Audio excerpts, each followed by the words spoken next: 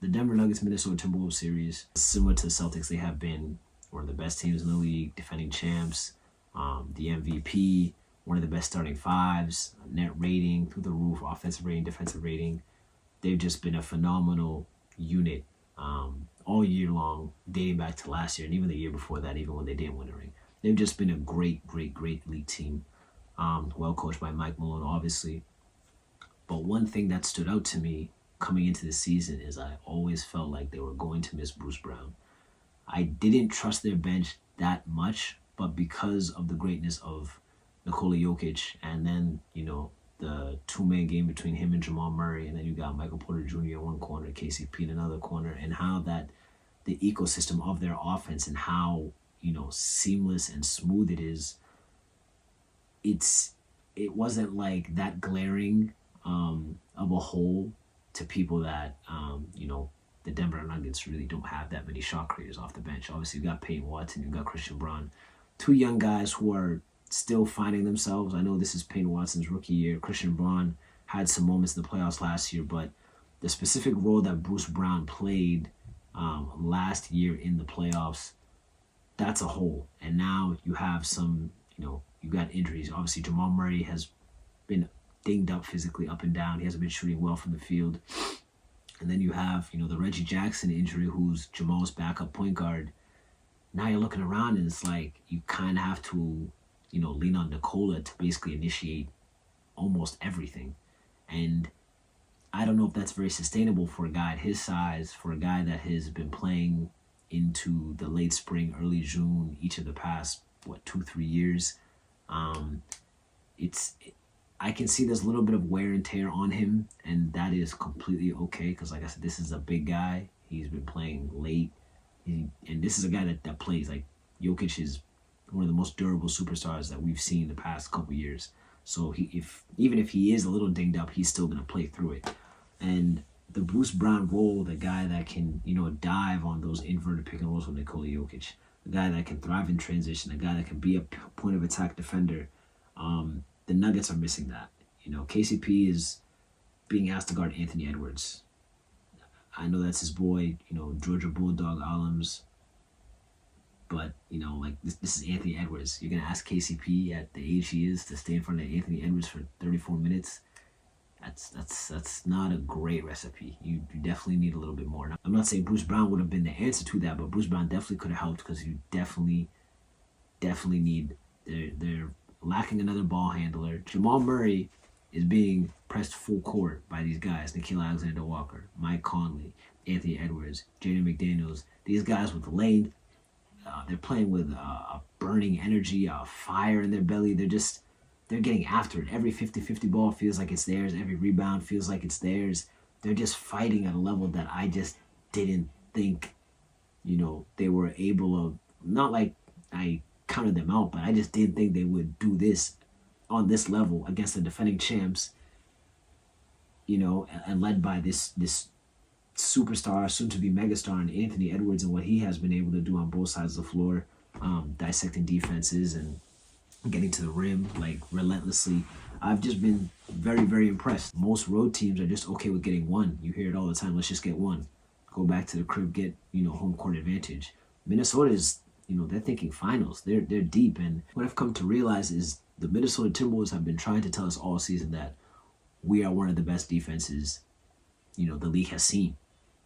First in defensive rating, the performance that they put on the Phoenix Suns, who I said last episode, the Phoenix Suns have been one of the best offenses in the league. I know everyone's going to slander Bradley Beal's contract. I know everyone's going to slander Devin Booker struggling the first couple games of that series. I know people are going to slander Kevin Durant. Why is he in the corner? Why is he not, a part of some of these actions and taking more shots and being more aggressive? But I guess you guys are also leaving out the fact that the Minnesota Timberwolves, maybe that defense is just built to shut down, perimeter-based offensive teams. Maybe that's just the formula. You get a couple wings, couple guards that can guard up, long in length, Nickeil Alexander-Walker. I don't know when his next payday is, but he's going to get paid if this continues, if this trend continues where he's able to, literally, I don't want to say shut down, but slow down these elite scoring guards. Jamal Murray is in hell right now. if you see him in pick and roll, they're cutting him off. There's this viral clip of him coming up court. Nikhil and Jaden McDaniels are just in his shit. And he's not like flopping, sort of say, but he's kind of, throwing his body a little bit around to show the ref, like, listen, man, like there's a lot of contact here. Where's the call?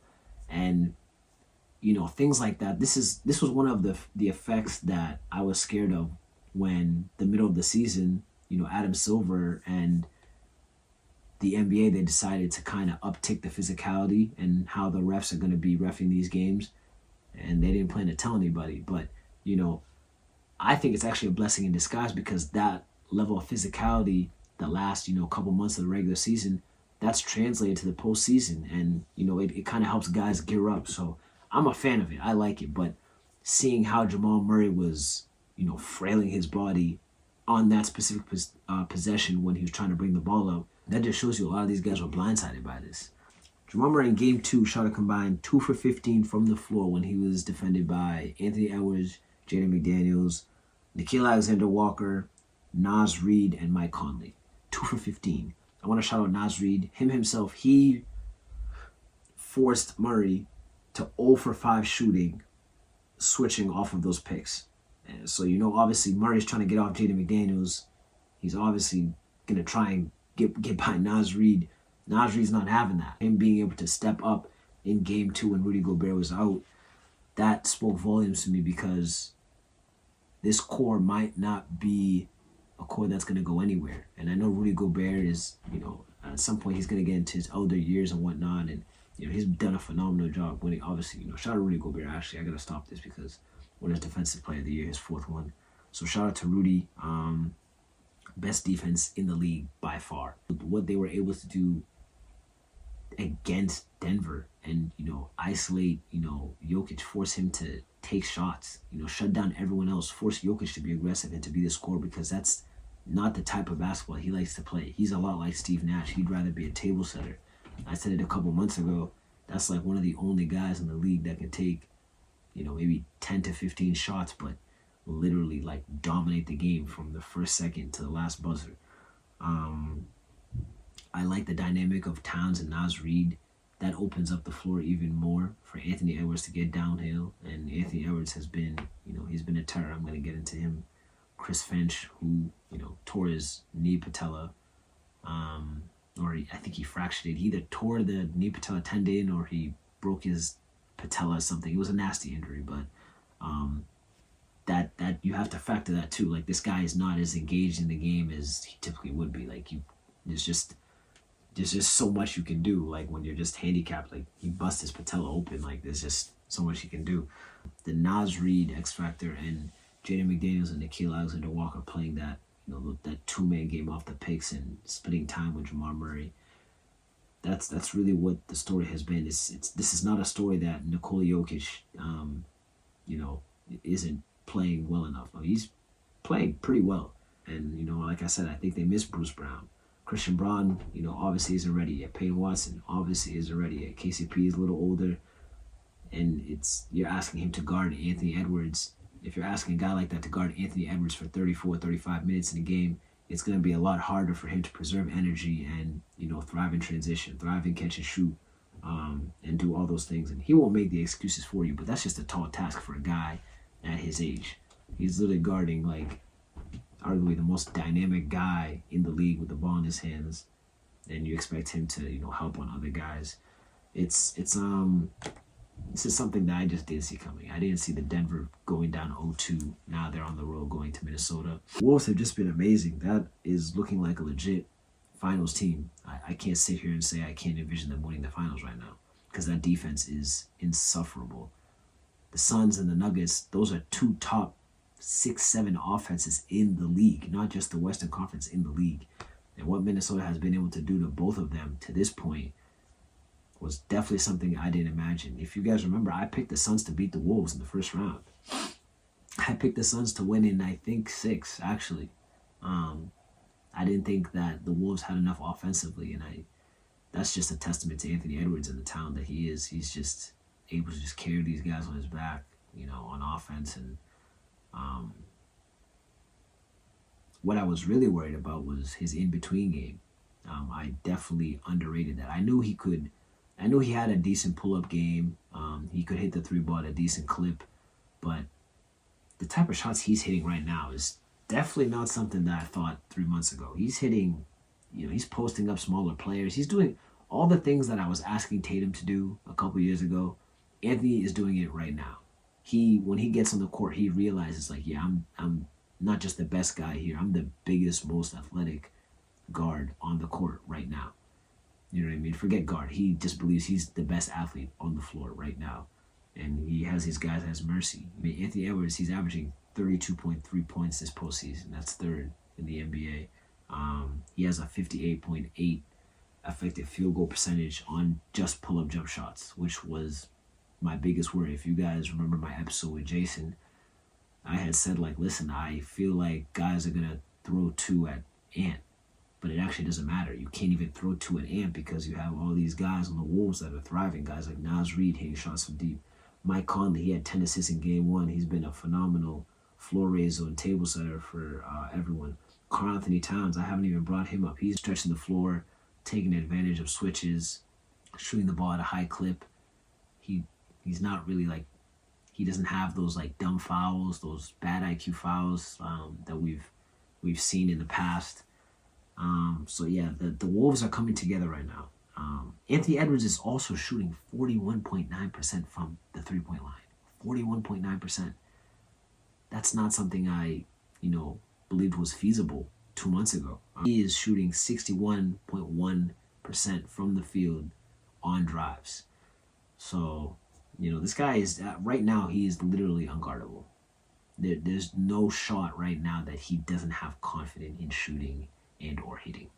And the Wolves are going to go at his pace. After Jamal Murray threw that heating pack and that towel, I was like, this guy might get a game. This guy might get suspended. Shockingly, he did it. He got fined 100 racks. It's a lot of money, but you definitely got to do the 100 racks over a game any day of the week. So, but that's what makes the NBA playoffs so amazing and so beautiful to watch, is that there's just these storylines, that there's these players that when the time is right, they get on that stage and they tune the crowd out and they just perform at a ridiculous level. That's what Anthony Edwards is doing right now, and he's the unquestionable leader of this team. And going forward, even if the T-Wolves don't bring a ring, back to Minnesota this year, they're going to be good next year. They're going to be good the year after that. They might be good the year after that too. And it's not just because of Anthony Edwards. You got Karl Anthony Towns, who's in a fairly similar timeline. I believe he's like 27, 28. He's around that range. You got Nas Reed, who you just locked down last summer. Nas Reed was a guy that I thought the Celtics should at least think about, because I liked his versatility. I liked his ability to switch onto smaller guys, defend, hold his own on the perimeter.